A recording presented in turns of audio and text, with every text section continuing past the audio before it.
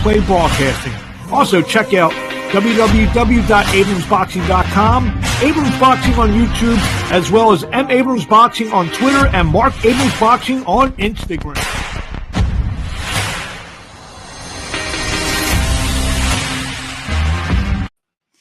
Hello, boxing fans. Welcome to the latest edition of the Abrams Boxing Show. I am Marc Abrams. This week we'll get back to more of a normal show where we have some news and the results and the fights for this week. Plus, we have a terrific interview with undefeated heavyweight Stephen Shaw, who headlines this Saturday night live on ESPN against Efe Ajagba. That fight will be from the Turning Stone Resort Casino in Verona, New York. Let's get right down to the results. Last Saturday night in Washington, D.C., I was there. Over 19,700 people got to witness Gervonta Davis retain his WBA lightweight championship with a ninth-round stoppage over Hector Luis Garcia. Davis now 28-0, 26 knockouts. Garcia, who's the WBA 130-pound champion, was moving up in weight, now 16-1, 10 knockouts. What a great atmosphere. This kid is an absolute draw. 6 consecutive sellouts, I believe, for Gervonta Davis.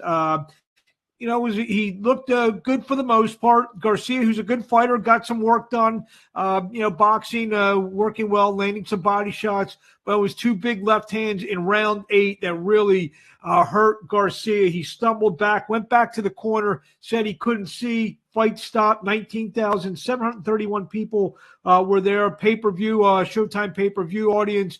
Now Davis should be lined up to fight Ryan Garcia sometime this spring. It could be April, could be May. We'll see what happens with Ryan Garcia and Gervonta Davis, as that looks like it's going to happen sometime in the next few months. It's going to be a mega fight. I can't wait. I'll be there for that. It's going to be a great fight. And I actually like Ryan Garcia.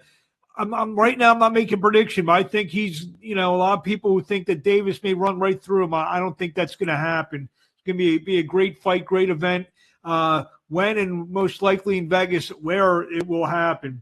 The co-feature saw 147-pounder Jaron Boots Ennis capture the IBF interim welterweight championship with a 12-round unanimous decision over Karan Chakazian. Scores were 120 to 108 on every card.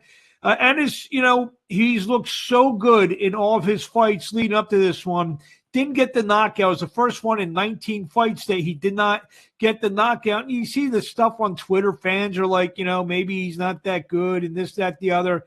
First of all, Chakazian, maybe he's a little bit better than what, was advertised. That's number one. Everyone thinks he's an unheralded guy coming in, from Kiev, Ukraine. And, not a bad fighter is Chakazian. He also had a style where he wasn't looking to get knocked out. He did not engage much. He engaged a little bit here, a little bit there, and Ennis got the decision. Hopefully, we'll get some bigger fights for Jaron Boots Ennis as the the next couple months. One guy who could be on the short list for his next opponent will be Roman Villa. Villa, who scored an improbable come-from-behind a 12-round majority decision over previously undefeated Rashidi Ellis on the card. Scores for 113, 113, and 114, 112 twice for Villa, who scored 2 knockdowns in the 12th round to get the decision. Disputed, maybe a little bit controversial. I wouldn't say controversial, as I thought the 2 knockdowns on my unofficial card gave Villa the decision. Kicking off the pay-per-view was 2-division world champion Demetrius Andrade, scored an easy one-sided decision, scored a couple knockdowns over Damon Nicholson, 188 on all 3 cards. Earlier in the week, Melvin Jerusalem went to 22, notched his 12th knockout. He scored a mild upset by stopping WBO minimum weight champion Masataka Taniguchi, who's now 16-4 with 11. One shot, round 2 of their fight in Osaka, Japan. On the same card, IBF minimum weight champion Daniel Valderas went to 26-3-1 as he 26-3-1 as he retained his belt with a no decision, as there was an accidental headbutt with challenger Jinjo Shingaoka. Shingaoka 8-0-1, no decision. Valderas 26-3-1 with 1 no decision. This week, a couple fights on ESPN Plus. Friday night, ESPN Plus present a fight from Canada that will feature WBC female light flyweight champion Kim Clavel, 16-0, 3 knockouts. She'll take on Jessica Neri Palata, the WBA champ. So that's going to be a unification bout in the light flyweight division. Neri Palata, 28-2, 3 knockouts. That's going to be a 10-round fight. Saturday night at the Turning Stone Resort in Verona, New York, heavyweights, Efe Ajagba, 16-1, 13 knockouts. He will take on Stephen Shaw, 18-0, 13 knockouts. Also, the co-feature will pit Guido Villanella, 10-0 1 9 knockouts. Take on Johnny Rice, 15-6 10 knockouts. I had a chance this week to catch up with the undefeated Big Shot Shaw, and this is a terrific interview. This is how it went. Shaw, how you doing tonight? Hey, I'm good, Marc. How are you, man? I'm good. Just finished up a good training session, man. Closing touches on training camp. Ready to rock and roll, man. So you get the call. You originally were supposed to fight Guido Villanello and in the co-feature bout. Then you get the call that I'm trying to think, who was the Jaguar supposed to fight that got hurt?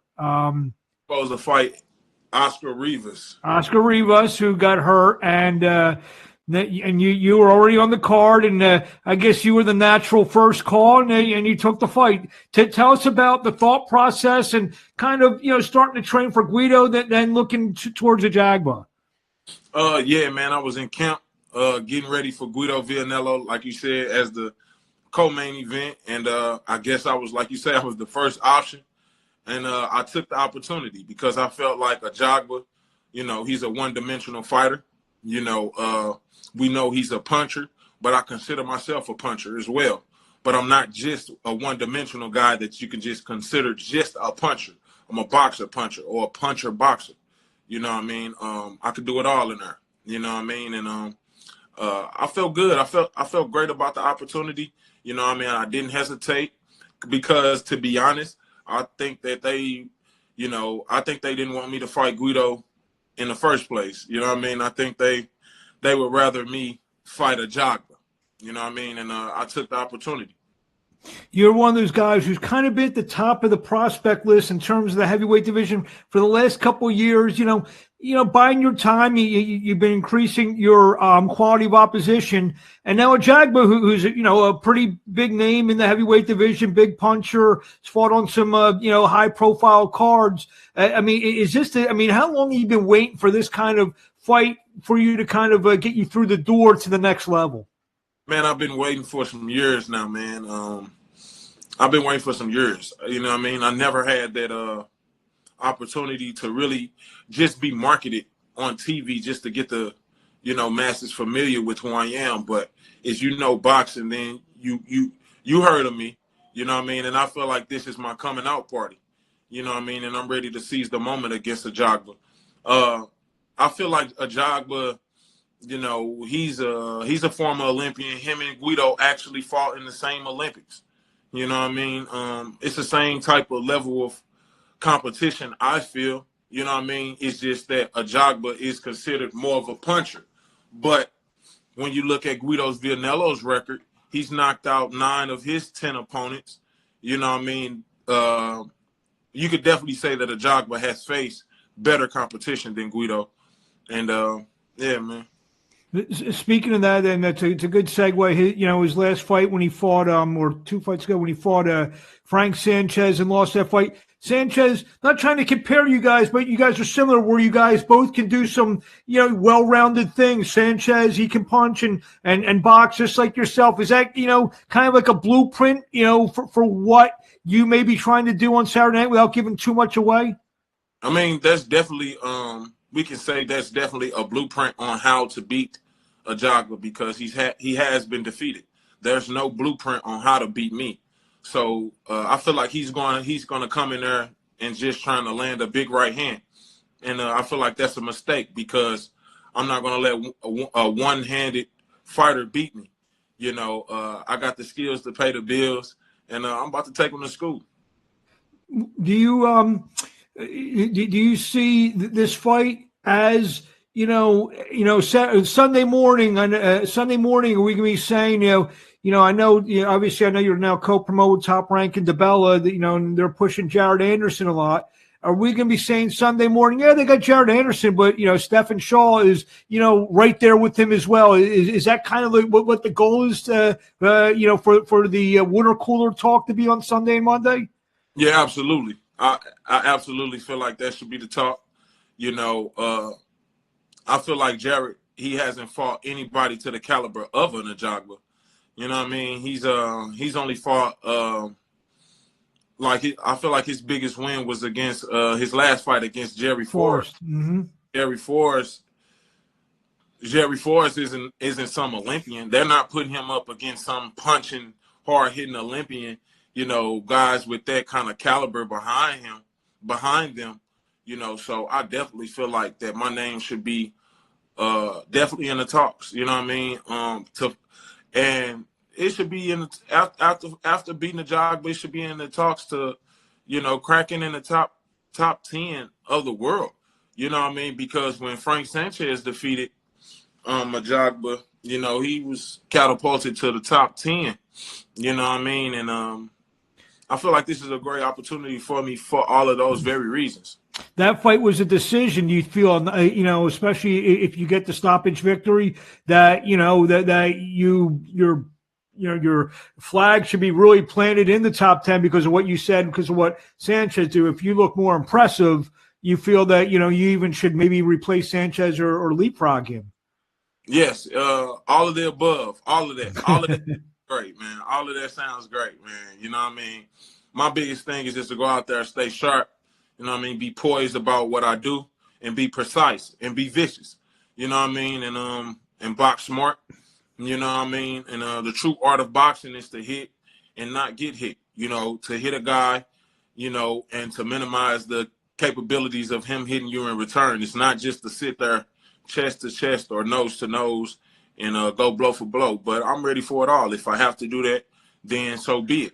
You know what I mean? I'm prepared for it all. You know what I mean? I've been knocking out guys in training camp, and I'm ready. And if the knockout presents itself Saturday night, I'm definitely going to take it. I feel the new wave of heavyweights, it's a little bit underrated because obviously we got, Fury and Usyk at the top and, a couple other guys. But, guys like yourself, we mentioned Jared, we mentioned Sanchez, maybe a Hrgovic, and, some of the guys who are going to be that next wave of title contenders, very underrated. You feel a lot of people, obviously, you're going to say yourself's underrated, but they kind of like that whole grouping of the guys who are shooting for those next title shots. Maybe ain't got the ink that they deserve? I feel like it's the whole entire heavyweight division is underrated.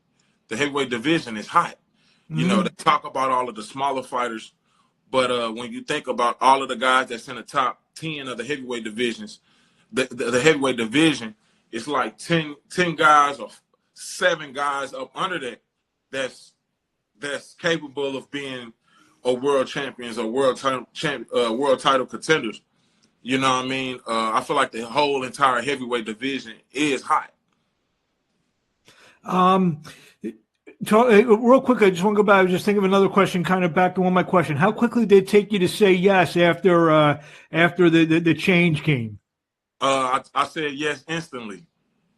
Yeah, I said yes instantly. I didn't hesitate. You know what I mean? I feel like, outside. I didn't get in this sport to be intimidated by no one. And I'm not intimidated by no one. I didn't grow up like that. You know what I mean? I'm a man. I put on my 2 shoes just like he puts on his 2 shoes. I'm going to die one day and he's going to die one day. You know what I mean? So he's not nothing indestructible. You know what I mean? He can bleed, he can hurt, and he has been down more than once. So, you know what I mean? It's a lot of unexpectancy. It's a lot of suspicion when it comes to Stephen Big Shot Shaw. And a lot of people want to see it with a guy like Ajagba. But like you say, man, like I say, I'm definitely prepared, you know what I mean, to show the world who I am. And I'm looking to come out of that fight victorious and an impressive victory. Couple more questions. Stephen Shaw, as you mentioned, co-promoted, DeBella Entertainment, Top Rank, managed by Split Team Management. I believe you're training out in the West Coast. I know you're from St. Louis. Has this been normal for you to go out west, or is this kind of something you? Okay, so you have had most of your camps out west. Yeah, I've been having my training camps in San Diego. Before I was with DeBella, before I was with Split T, before I was with Top Rank, you know what I mean? I've been coming out to San Diego since 2015.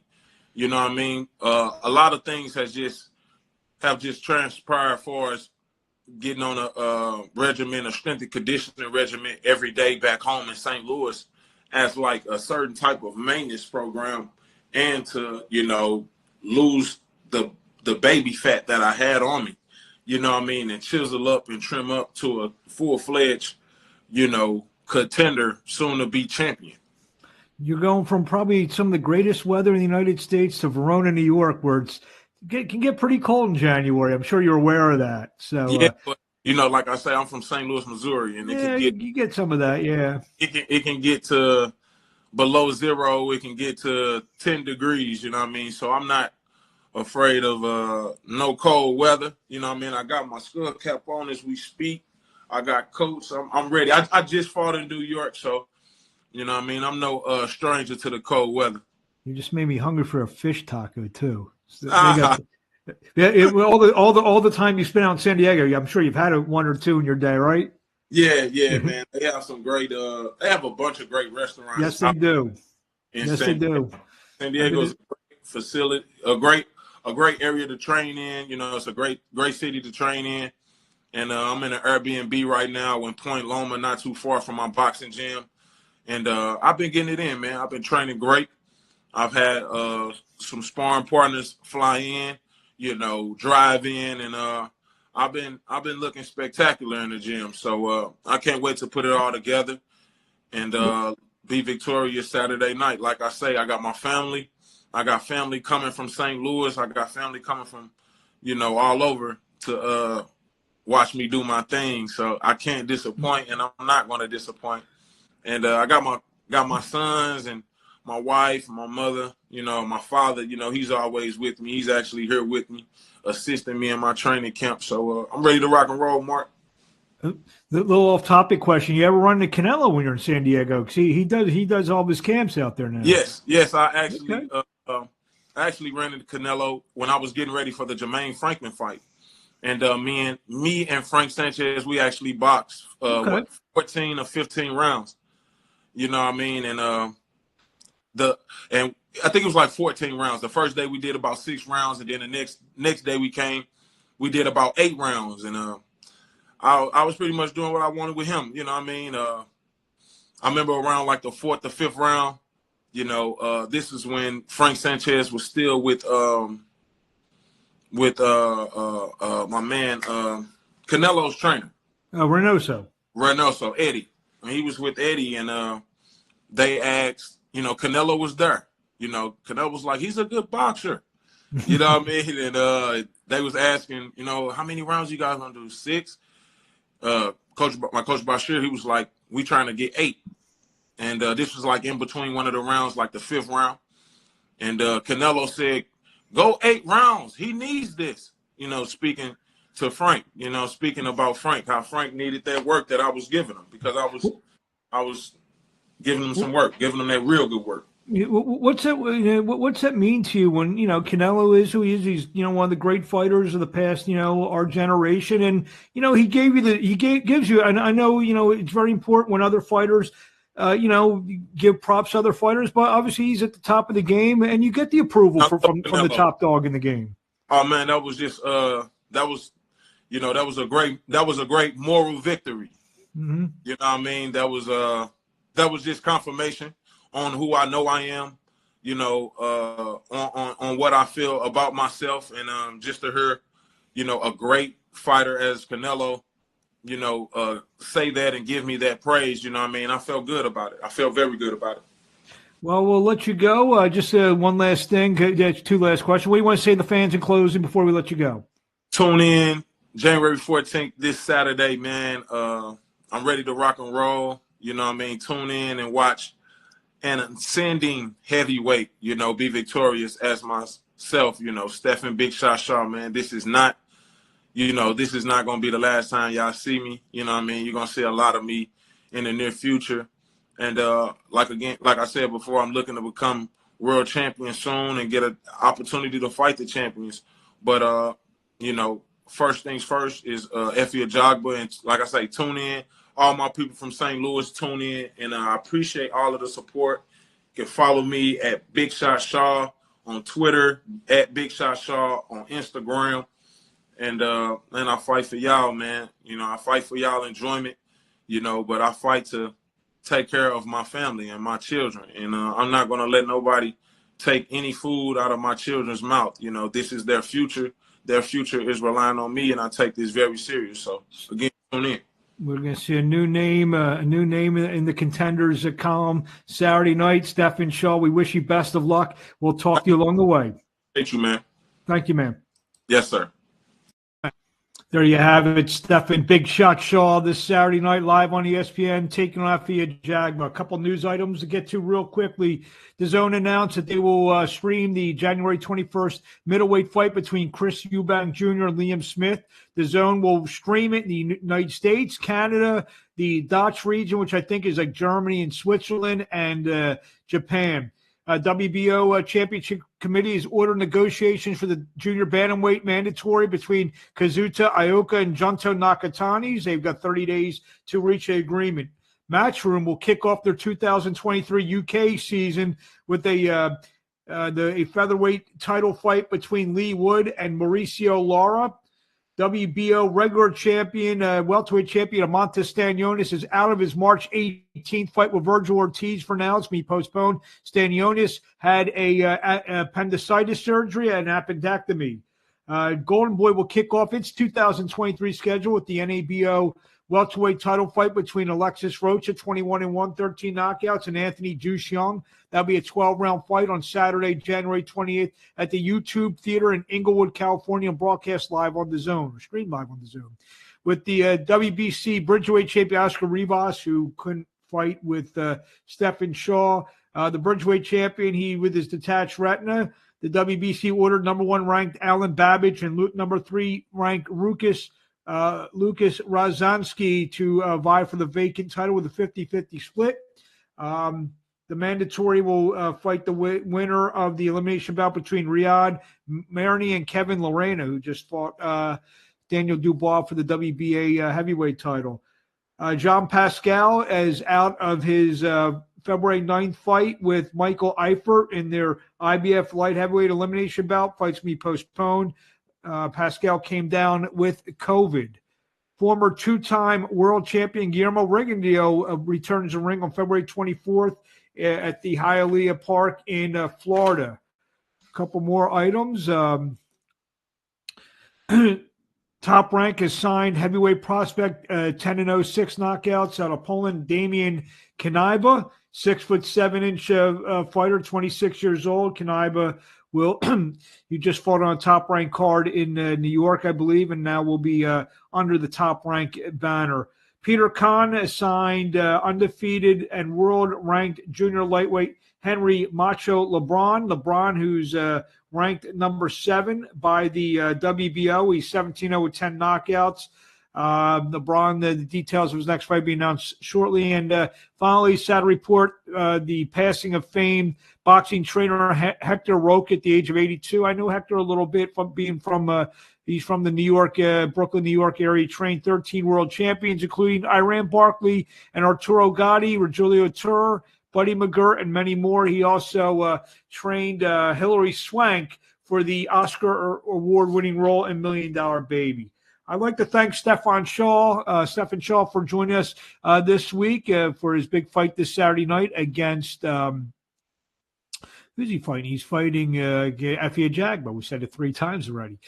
So join us next week. We'll have a bunch of the fighters from the Showbox fight that will be happening on January 20th in Bethlehem, PA. We'll be interviewing a couple of the guys. Atif Alberton, we already got that in the can for next week. So I hope everyone enjoys their week, enjoys the fight.